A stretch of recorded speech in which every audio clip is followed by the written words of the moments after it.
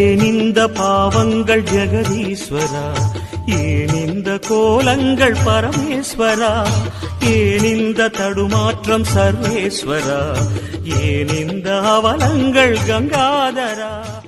கண்ணையே நீர் திறப்பீர் உலகுயவே, ஆதி அறியாமலே வாழ்ந்து வரும் வாழ்விலே ஆசைகளின் ஆட்டமே பாரு. வாழ்க்கையின் சாவியும் ஆழியில் வீழ்ந்ததே வழி என்பதென்ன இனி கூறு.